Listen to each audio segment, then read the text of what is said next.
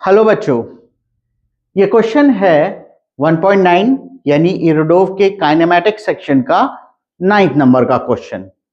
इस क्वेश्चन को करते हैं। ये एक अच्छा क्वेश्चन है और ये बोट और रिवर प्रॉब्लम के कॉन्सेप्ट पर बेस्ड है। और जैसा मैंने आपको पहले वीडियो में दिखाया था कि एक कंडीशन ऑफ जीरो ड्रिफ्ट होती है, और अगर जीरो ड्रिफ्ट नहीं होती है तो रिवर बोट जब रिवर पे चलती है तो वहां पर एक ऐसी सिचुएशन आती है जिसमें कि अगर बोट का ड्रिफ्ट हो रहा है विद रिस्पेक्ट टू ग्राउंड तो वो मिनिमम होना चाहिए। ये वाला क्वेश्चन उसी कॉन्सेप्ट पर बेस्ड है। काफी कुछ आपको सीखने को मिलेगा, काफी कुछ आपको सोचने और समझने को भी मिलेगा, स्पेशली जब मैं इसको सेकेंड मेथड पे आऊंगा जहां पे मैंने बोला सोचा बहुत ज्यादा जाएगा लेकिन लिखा बहुत कम जाएगा। चलिए, लेकिन पहले हम लोग एक जो काफी फेमस मेथड है उनसे कर ले, जो हर जगह बताया जाता है। यहां पर जो क्वेश्चन है वो बोला गया है कि एक बोट है जो इस वेलोसिटी से चल रही है कि जो कि उसकी विद रिस्पेक्ट टू जो रिवर वेलोसिटी है वो 2 टाइम्स लेस है, यानी कि हाफ है। ठीक है, और बोला गया है कि किस एंगल पर, कौन से एंगल पर, जो कि रिवर के फ्लो की डायरेक्शन है उस एंगल, वो जो वाला एंगल कि बोट को मूव करना है कि उसकी जो ड्रिफ्ट हो वो कम हो। चलिए देखिएगा, अगर मैं यहां पर वेलोसिटी ऑफ रिवर को v ले लेता हूं तो यहां पर बोट की वेलोसिटी क्या हो जाएगी बच्चों? आधी हो जाएगी हमारे कंडीशन के हिसाब से। क्लियर? अब देखिए यहां पर अगर ये हमारा क्या है, ये हमारे रिवर है और जिसकी विड्थ क्या है, d हमने अज्यूम कर लिया है। क्लियर? अब अगर मैं देखूं यहां पर अगर इस डायरेक्शन में रिवर जा रही है जो कि v है, ठीक है, बोट कुछ इस डायरेक्शन में जा रही है जिसका क्या है कंडीशन, जिसकी velocity with respect to river क्या है, v/2। अब आप देखिएगा, अगर यहां पर ये एंगल थीटा है तो अलोंग द हॉरिजॉन्टल जो बोट का कंपोनेंट आ जाएगा वेलोसिटी का, जो velocity with respect to river है बच्चों, ग्राउंड नहीं, वो क्या आ जाएगा, वो आ जाएगा ये। क्लियर? और अलोंग द वर्टिकल कितना आ जाएगा, वो होगा v/2 साइन थीटा। क्लियर? अब देखिए, अब यहां पर हम लोग क्लास में, ये मैं एक वीडियो लेक्चर में बता भी चुका हूं और मैं क्लास में भी बताता हूं कि अगर हॉरिजॉन्टल डायरेक्शन में net velocity of boat with respect to ground zero हो जाती है तो बोट का जो ड्रिफ्ट होता है वो जीरो होता है। यानी कि अगर मान लीजिए कि बोट की वेलोसिटी इस तरफ, या अगर इस तरह से कोई कंडीशन हो कि अगर net velocity of boat with respect to ground, net यहां पर बच्चों हॉरिजॉन्टल में लिखना भूल गया था, तो यहां पर net horizontal velocity with respect to ground अगर बोट की जीरो हो जाती है, इज जीरो, तो ये हमारी क्या होती है, कंडीशन ऑफ जीरो ड्रिफ्ट। ठीक है, यानी कि नेट वेलोसिटी अलोंग हॉरिजॉन्टल नहीं है तो with respect to ground boat horizontal direction में तो मूव ही नहीं करेगी, वो यहां से चलेगी। अगर हम इसको पॉइंट ए मान लें तो डायरेक्ट ऑपोजिट जो पॉइंट बी होगा बोट चलते चलते वहां पहुंच जाएगी, और इस कंडीशन को हम लोग बोलते हैं जीरो ड्रिफ्ट। लेकिन अगर यहां पर आप देखिए तो यहां पर अलोंग द हॉरिजॉन्टल बच्चों net velocity of boat with respect to river zero नहीं आ सकती है। क्यों? क्योंकि अगर मैं नेट वेलोसिटी की बात करूं, नेट हॉरिजॉन्टल वेलोसिटी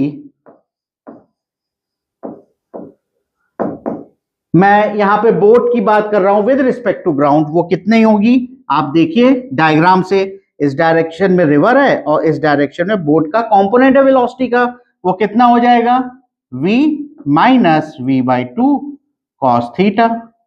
ठीक है, तो ये हो गई हमारी यानी कि नेट वेलोसिटी। अब ये इक्वल टू 0 नहीं है अलोंग द हॉरिजॉन्टल, तो इसका मतलब बोट यहां ना पहुंच करके अब क्या होगा कि वो कुछ यहां ना पहुंच करके वो कुछ यहां पर पहुंच जाएगी, और इसको पॉइंट हम C बोल सकते हैं। और इस डिस्टेंस को अगर हम x ले लें तो इसी को हम लोग क्या बोलते हैं, ड्रिफ्ट, यानी कि बोट कुछ ड्रिफ्ट हो गई है, वर्टिकली ऑपोजिट पॉइंट पर नहीं पहुंची है। अब इसको सॉल्व कर लेते हैं, तो ये क्या हो जाएगा, v को अगर मैं कॉमन ले लूं तो v into 2 minus cos theta upon 2 हो जाएगा ये। ठीक है, अब यहां तक की बात तो हमको क्लियर हो गई। अब हमको क्या करना है, अगर हमको x फाइंड करना है तो हमको यह पता करना है कि भाई कितने समय तक वो ड्रिफ्ट हो रही थी, और वो उतने समय तक ही ड्रिफ्ट हो रही थी जितना समय उसने लगाया रिवर को क्रॉस करने में, बोट ने ऑफ कोर्स। क्लियर, तो यहां पर अगर हम देखें तो अलोंग द वर्टिकल ये वाली वेलोसिटी है, और अलोंग द वर्टिकल जो डिस्टेंस है वो d हमने अज्यूम किया है। तो भाई बच्चों यहां पर टाइम क्या हो जाएगा टू क्रॉस द रिवर, वो हो जाएगा डिस्टेंस अपॉन स्पीड। डिस्टेंस ये है और डिवाइडेड बाय ये वाली वैल्यू, तो 2 ऊपर चला जाएगा, तो ये हो जाएगा 2v यहां पर साइन थीटा।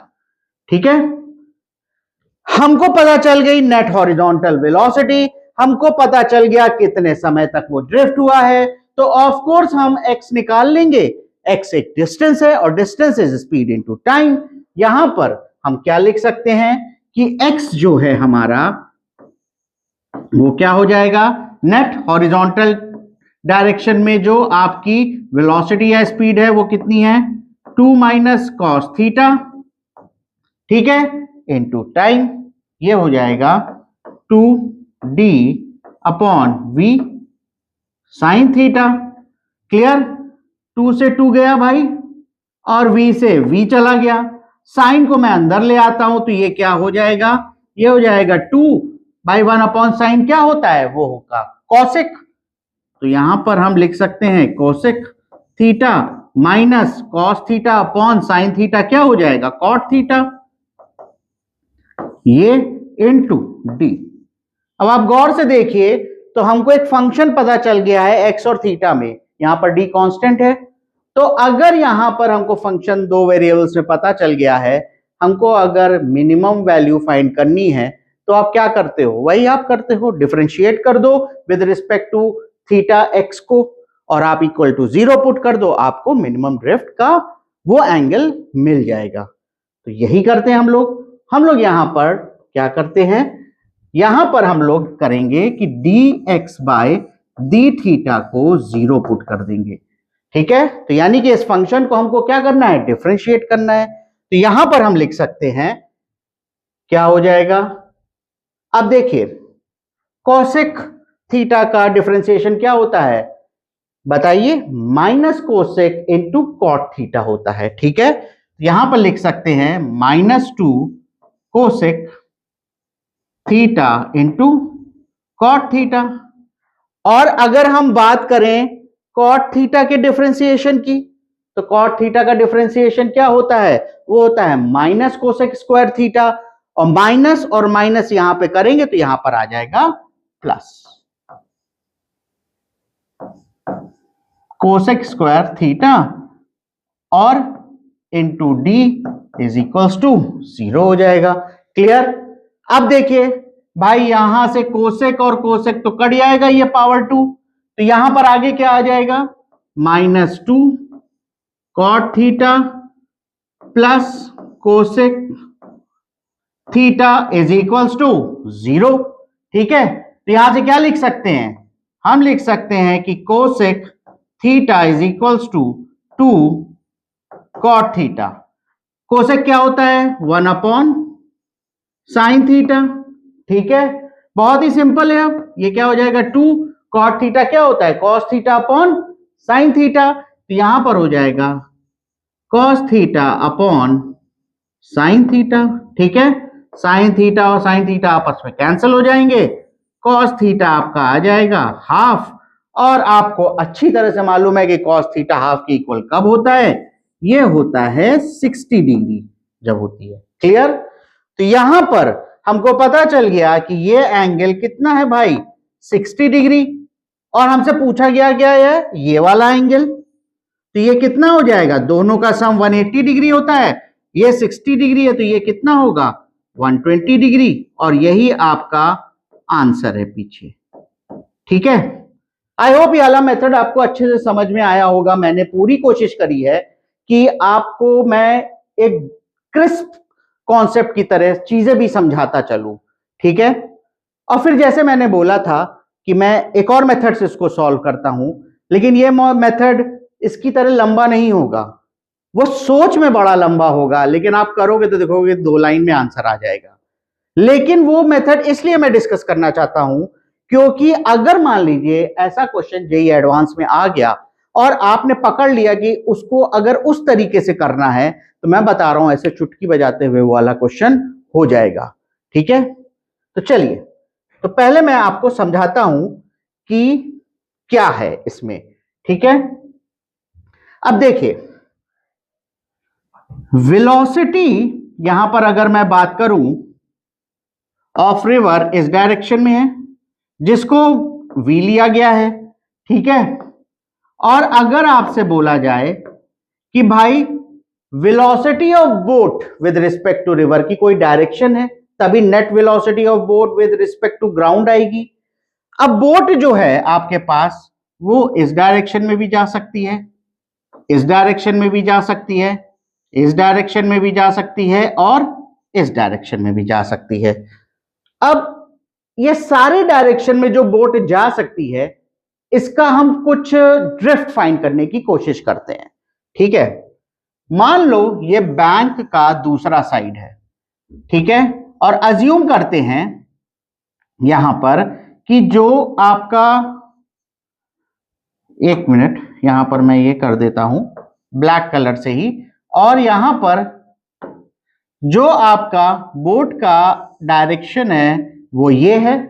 ठीक है, तो नेट वेलोसिटी भाई किधर आएगी, वो ये आएगी विद रिस्पेक्ट टू ग्राउंड। ये क्या है, ये v/2 होगा। अब देखिए, बोट अगर यहां से चल रही है, उसको यहां पर वर्टिकली ऑपोजिट पहुंचना है, तो इस नेट वेलोसिटी के कारण वो कहां चली जाएगी, वो कहीं यहां चली जाएगी, है ना।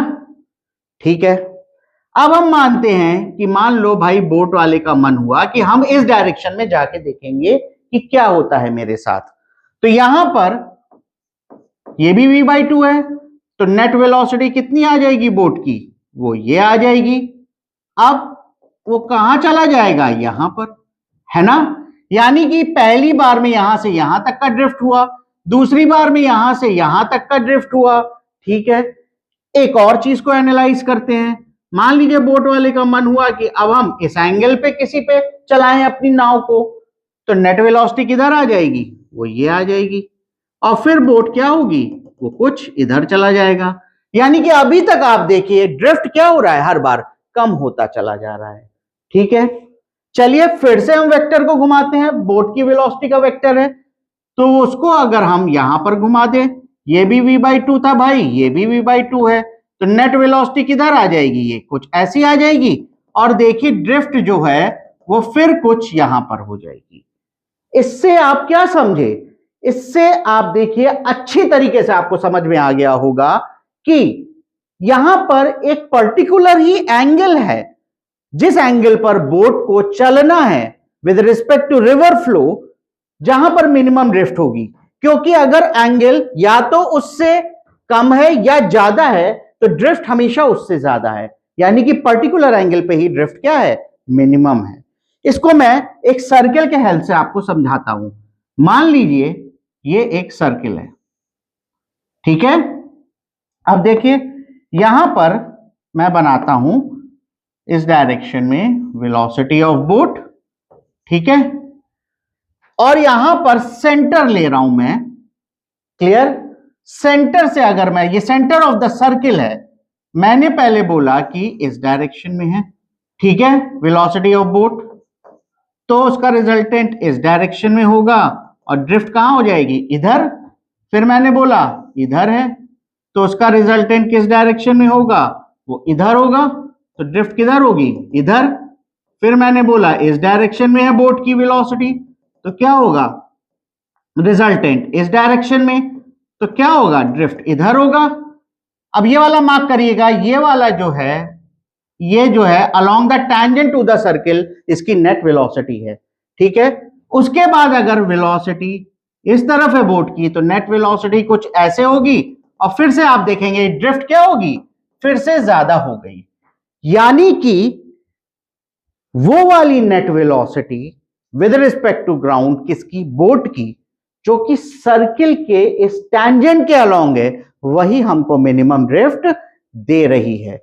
इसको मैं फिर से बना लेता हूं सर्किल को, तो आप समझिएगा, ये आपका सर्किल है, ठीक है।